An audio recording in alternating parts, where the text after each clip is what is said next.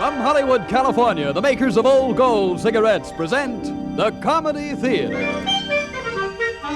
The only radio program that brings you every week the greatest stars in the greatest comedies.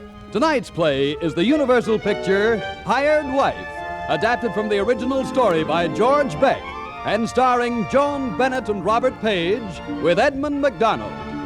And here is the director of the Old Gold Comedy Theater, Mr. Harold Lloyd.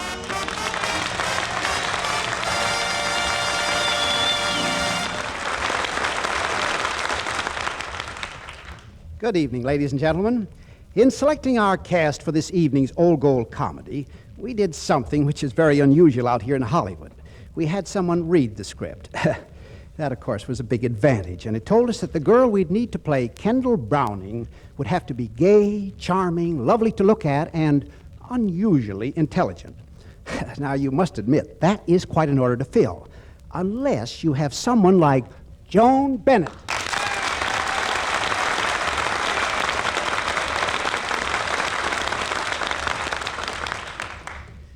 The man who read the script further told us that Stephen Dexter had to be tall, masculine, executive, and that he must have universal appeal. So, since Hired Wife is a universal picture, and since Robert Page is a universal star, here he is, our own Stephen Dexter, Robert Page.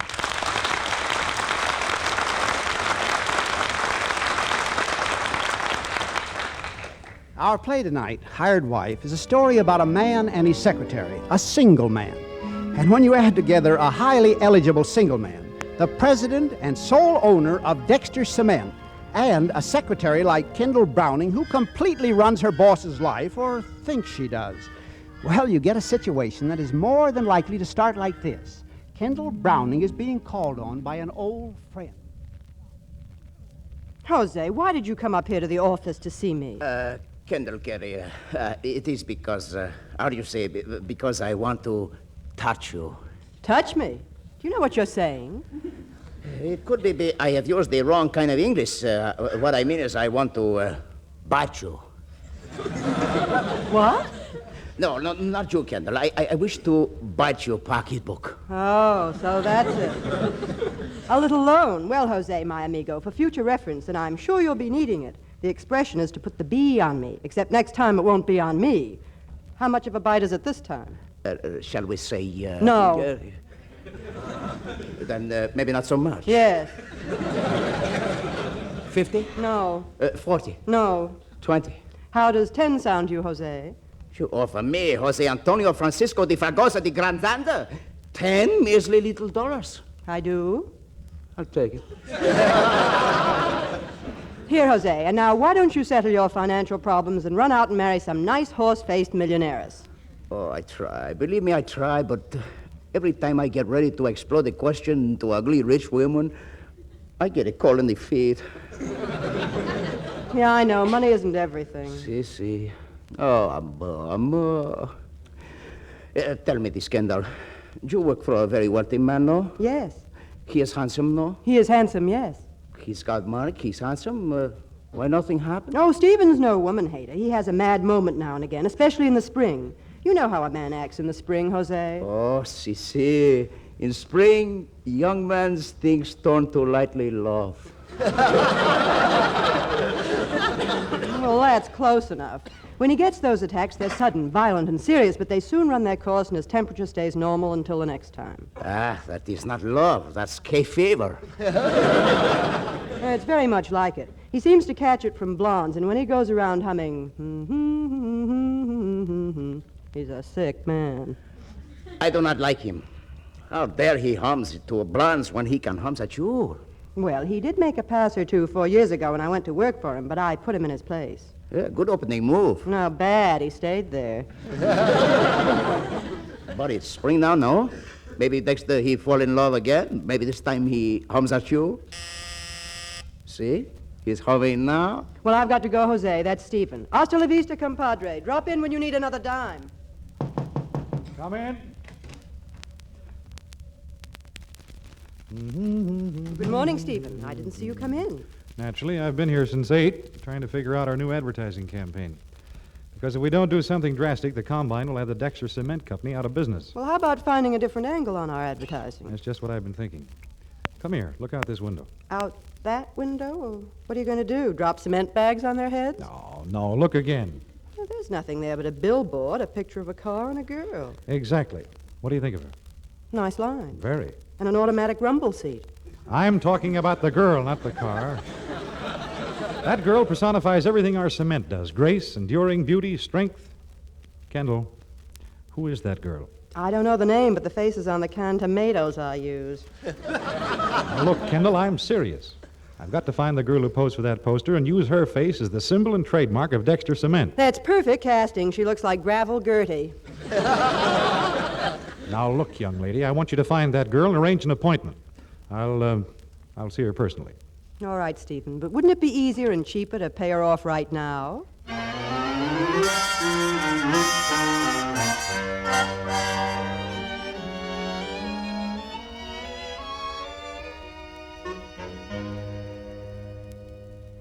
And what did you say your name was again, Miss... Kendall Browning, Miss Waldron. I'm Stephen Dexter's confidential secretary. You know, Dexter Cement. Oh, well, if it's for a posing appointment, please see my agent, Miss Browning. Miss Waldron, Mr. Dexter suggested I see you personally. Do you know what Mr. Dexter has in mind? In a general way. Will it be a big campaign? I believe it will be one of his biggest. Well, in that case, I'll get in touch with him tomorrow. Oh, no, I'll call you and make the appointment. Yes, do call, won't you, darling? But be sure it's after 11. Oh, don't worry your pretty little head, Miss Waldron. It will be late when I call you. Very late. Yes, now that you say so, Miss Browning, I'm sure you'll call late. Goodbye. Goodbye. It's been a pleasure.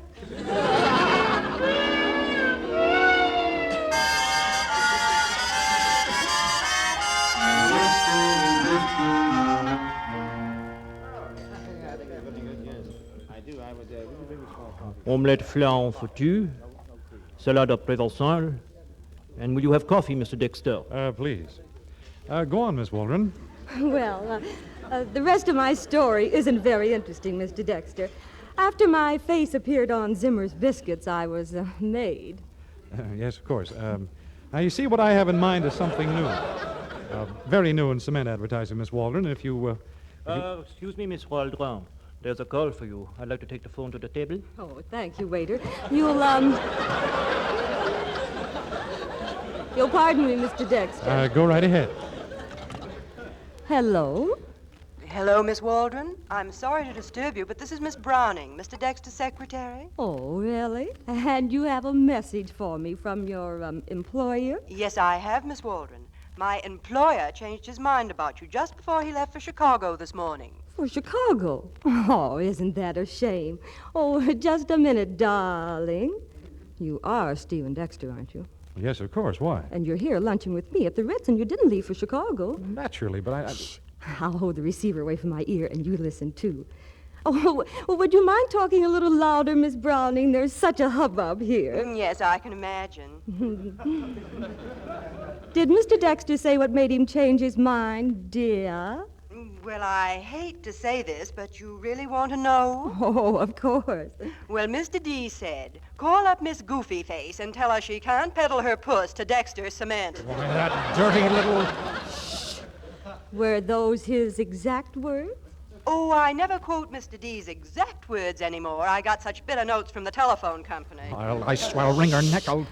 Oh, the big brute, to say a thing like that. Oh, he isn't really a brute, Miss Waldron, but between us gals, women are just, well, they're just things to him. Well, if he should change his mind. Oh, but of course I've got your number, Miss Waldron, and I'm keeping it right in Mr. Dexter's personal tickler file. Goodbye. So, you think women are just things, do you? You wait. Just wait till I get my hands on Kendall Browning.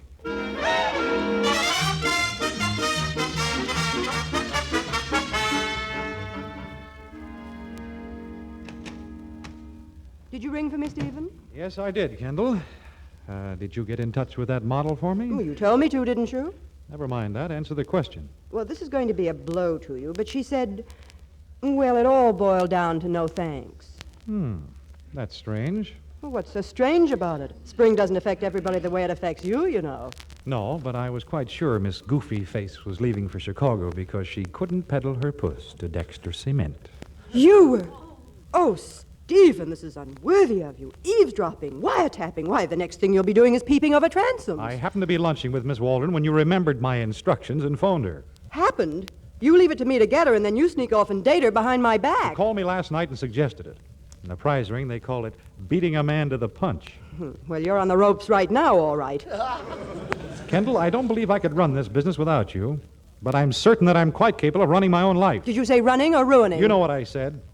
Now, if you're interested in helping me run the business, let's get about it. Yes, Mr. Dexter. What about the advertising campaign? I've changed my plans about using Miss Waldron. Oh, now you're cooking with gas. I've decided, if she'll have me, that after a time I shall ask her to be my wife. Now you're breathing the gas. Oh, Stephen, don't you see that...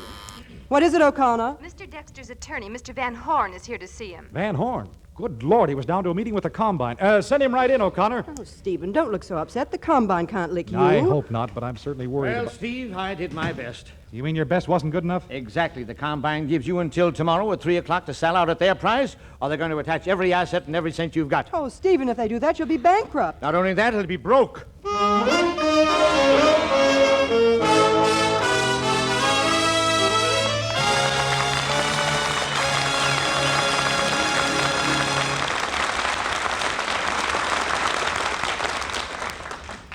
Now here's Bob Williams with something of interest to all cigarette smokers. Friends, the cellophane wrapper used all winter on old gold packages has been removed for the warm weather ahead. During this summer, and for the first time since the beginning of the war, old golds again have the special protection of aluminum foil, and that's important. For it means that Old Gold's unique blend of many great tobaccos, including its touch of rare, imported Latakia tobacco for extra flavor, is doubly protected. Protected by aluminum foil and by the special moisture-protecting agent we call apple honey. Made from the juice of fresh apples, it actually helps prevent cigarette dryness. Yes, the grand, fragrant aroma and swell taste of Old Gold have all this protection, so you'll have your full quota of smoking enjoyment. So keep asking for Old Gold. Enjoy this finer tasting cigarette.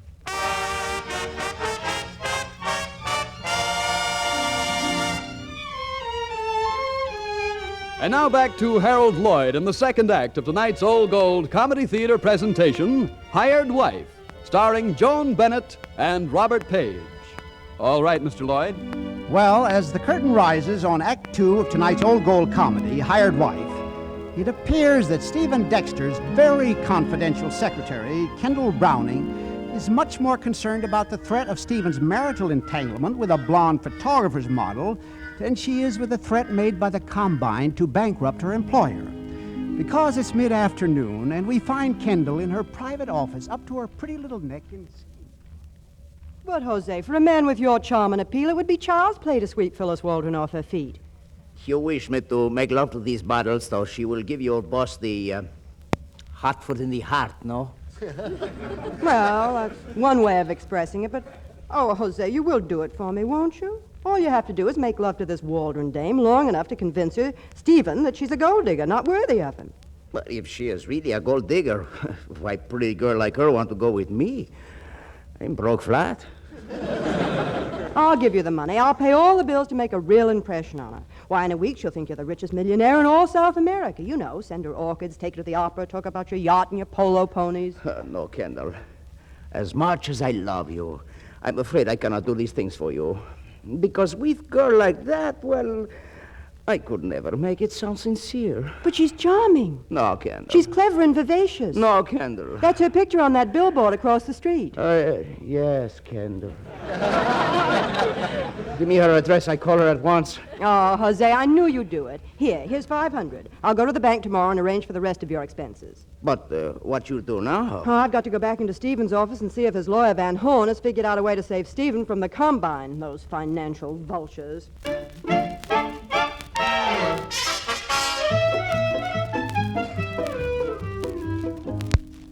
Van Van, for heaven's sake, don't sit there staring. If the Combine can steal everything Stephen has legally, then there must be another law someplace that will stop them legally. Yes, well, no, that won't work. You mean that they can attach every cent Stephen has to his name and you can't stop them? I'm afraid that's about the size of it. While the money's in Stephen's name, there is no law which will prohibit the Combine from... Wait a minute. Wait a minute. What is it, Van? You got an idea? There's only one way to stop them. Well, let's get busy. If Stephen were married and had the money in his wife's name, then they couldn't touch it. Well, that's great. All we have to do then is put the money in... What? Oh, you're a great help. Stephen married, of all the ridiculous... Wait a minute, it's not ridiculous. I was going to propose to Phyllis Waldron in a few weeks anyhow. I love her, and I believe she's fond of me. Since we can beat the Combine at their own game by marrying her now, well, that's merely killing two birds with one stone. You said it. One buzzard and one pigeon. Kendall! All right, but don't stand there. If you're going to propose to Waldron, go on. Get going. Van, don't I have to sign a lot of papers, transfer my holdings to the future Mrs. Waldron? Plenty. Besides that, you have to get to the bank and transfer your account. Fine. Well, Kendall, since this is a business deal and since you're my confidential secretary, I guess there's nothing to do under the circumstances but for you to call on Miss Waldron for me. You want me to go over and do your proposing? Oh, Stephen. Kendall, you'll have to. Steve has a week's work to do in 4 hours. But, Stephen, to a woman, a proposal is a sacred thing. Well, you're a woman, aren't you? Has that got around? Please, Kendall, I'm getting desperate. You can say that again. Steve, for goodness sakes, come on. The bank closes in 20 minutes. Well, Kendall, will you do it for me? Yes, boss. I'll do it for you, and likewise for me.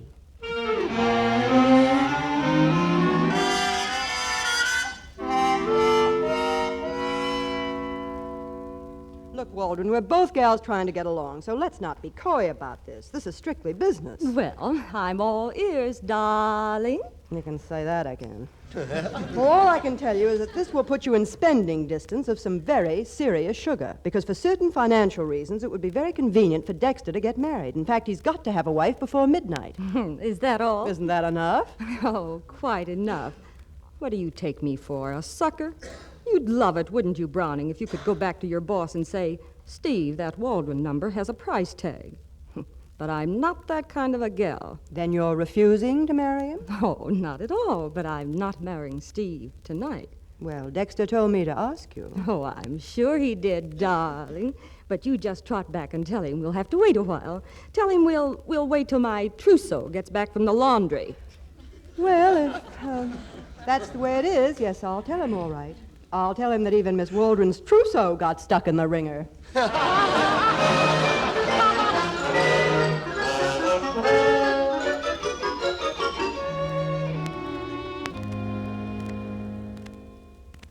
Kendall, I really owe you a lot. You saved my life by marrying me. You seem to forget, my dear husband of 40 minutes, that anything you owe me happens to be in my name. Well, at least I trust you. I wish I could say the same for you, darling. Now, look, I told you before, just as soon as this Combine thing blows over, I'm marrying Phyllis Waldron. I hope. You're so sweet and businesslike. Well, thanks for everything, Kendall, but it's been a hard day. I think I better be getting on home. You're going home? Anything wrong with that? Oh, no, not at all. But what am I supposed to do? Well, you go home, too, to your place. Good night, Stephen. Night, Kendall. So you better wait around till Van Horn comes back. That last set of papers will need your signature. Don't worry, Stephen. I feel like an old-fashioned corset, dependable but uncomfortable.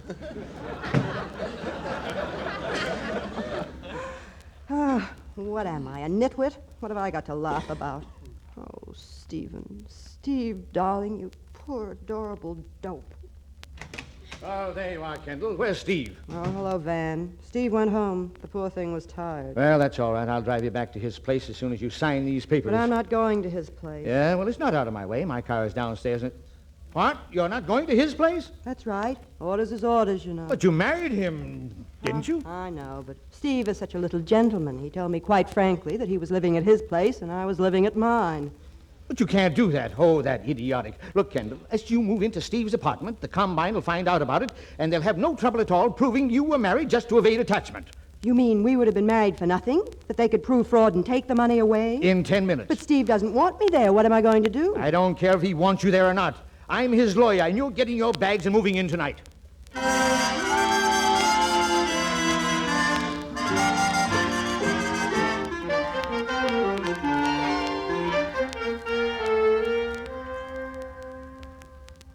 But, Phyllis, you've got to listen. I certainly don't have to listen. I read what I wanted to know. Every evening paper carried the story. Stephen Dexter wed secretary. I know that's true enough, but honest, darling, it was just business, that's all. Whose business, yours or hers? Now, look, I came home the minute it was over just to be able to talk to you and explain that the whole thing was...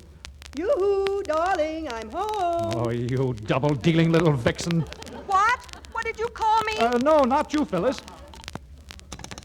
Hello? Phyllis, darling.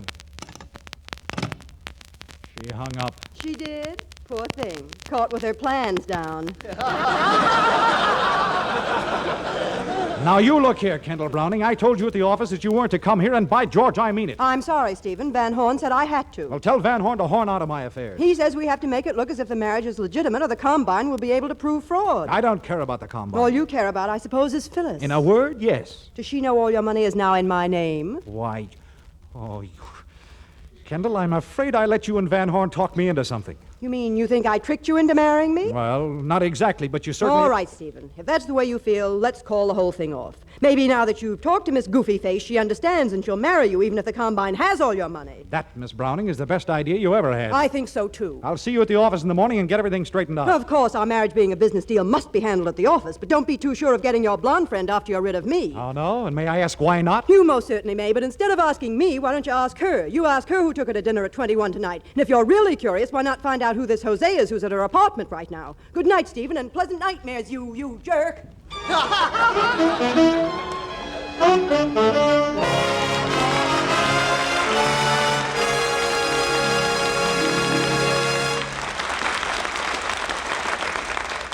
Well, that's life, I suppose. Sometimes you win, sometimes you lose. Yeah, well, I always lose. Come, Bob. Life hasn't been too unkind to you. What do you mean you always lose? Well, I always lose my collar button, that's what.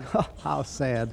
Well, a pesky thing always rolls under the bed or bureau, and there I am crawling around like a Pekingese under the furniture, banging my head, scraping my shins, just tearing myself to pieces. Why, if it wasn't for my formula, I don't know what I'd do. What formula? Well, whenever I find myself playing button, button, where's the button? I just get up on my feet and say, hold on, Bob. Why be irritated? Light an old gold.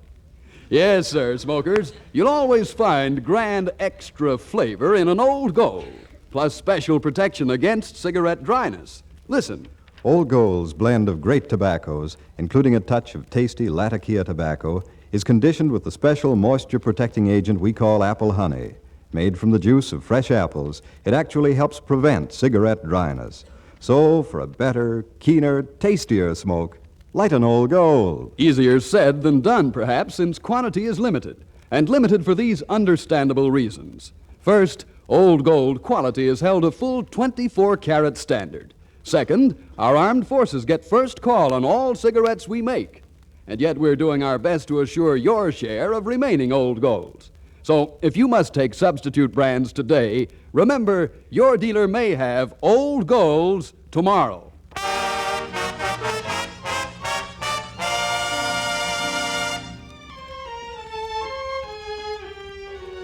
And now back to Harold Lloyd and the third act of tonight's Old Gold Comedy Theater presentation, Hired Wife, starring Joan Bennett and Robert Page.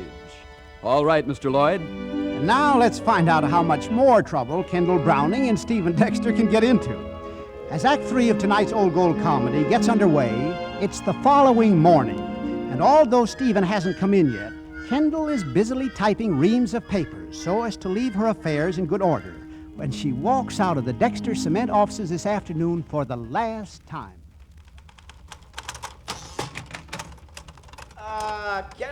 Kendall, you are the most wonderful woman in the whole world. Sorry, Jose, I don't mean to be rude, but I've got a whole year's work to get out in an hour. Oh, but who cares for working such a wonderful day, Carita? The birds she sing, the trees she turn green, the blood she run over. Jose, everything. now wait, don't tell me. You're acting like a man in love. Si. Oh, amor, oh, love. Oh, brother. And Kendall, I owe it all to you. You sure do. You owe me $797 and... Wait a minute. You owe what all to me? To you, I owe everything. Because who was it that sent me to meet Willis Walden? Oh, don't answer. I will tell you. It was you. You mean that you've fallen for Waldron? Like a ton of bricks. Kendall, she is the most beautiful girl I have ever met. Present company accepted, of course. Oh, si. Next to you, she is the most beautiful. So I have come back to give you all your money back. My money back? When you have love, you do not need money. Jose, my amigo, you'd better keep $25 of it, because when that gal finds out you haven't got a nickel, someone's going to have to pay for your bandages, mercurochrome, and crutches. No, Kendall, you do not understand. You see, while I am here with you, Phyllis is with Dexter telling him that she do not wish to marry him some more. I bet. Here is the truth. Stephen hasn't even come in yet this morning. Oh, I know. We've been waiting in the outside office until he come in. He's out there now with she. That I'll believe when I see it. Okay, you come and see it. There. But, Phyllis, you've only known this man 2 days. You can't know your own mind. I had to know him only 2 minutes, Steve, to know it's the real thing. But, darling, I have plans. My lawyer, the divorce. Kendall, what are you doing there? Eavesdropping? Hold everything, boss. Since this is still business, I think I can fix this whole thing up. Waldron, do you know Jose hasn't a nickel to his name? He's a society bum. Jose, is that the truth? Well... Tell her, Jose. The money you spent on her last night. Where'd you get that? Kendall, she give it to me. And why did I give it to you? You wish me to make love to Phyllis? Kendall, that was perfectly rotten of you. Was it? Well, wait till Goofy Puss makes her mind up. Well, darling, what about Jose now? Jose, is this true? You made love to me only because she paid you to? Oh, no, querida, no. I come to you because she sent me. But I made love to you because I loved you like I have never loved any other woman.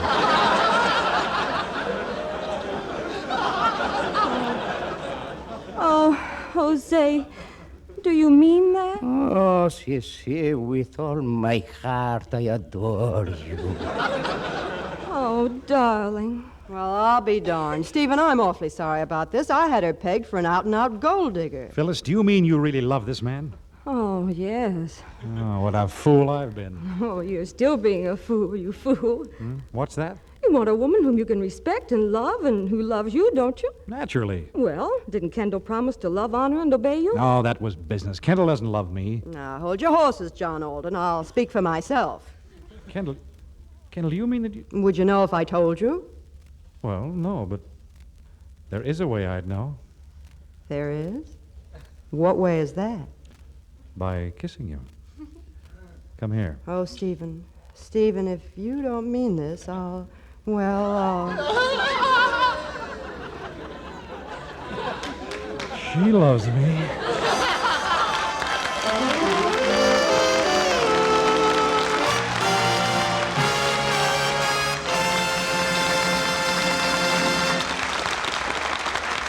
Well, so closes the story of Hired Wife. Right now, Joan Bennett and Robert Page, our thanks to you for a most entertaining half hour. I enjoyed it, Harold. It was a pleasure. Who's on the old gold roster next? We're very happy to welcome next week Maria Montez, Tom Drake, and Freddie Bartholomew in She Loves Me Not. I'll be listening. So will I, Harold. Good night, folks. Until next Sunday. See you then.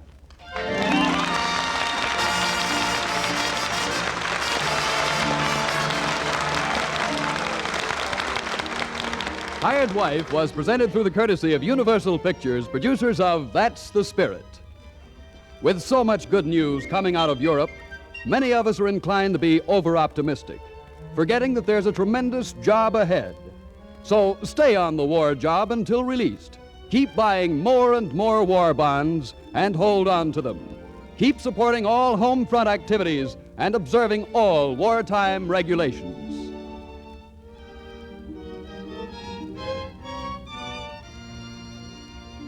And now, until next Sunday evening, don't let little annoyances get you down. Why be irritated? Light an old gold. Its tobaccos are conditioned with apple honey to help guard against cigarette dryness and to give you more smoking pleasure. This is Bob Williams saying good night for Old Gold.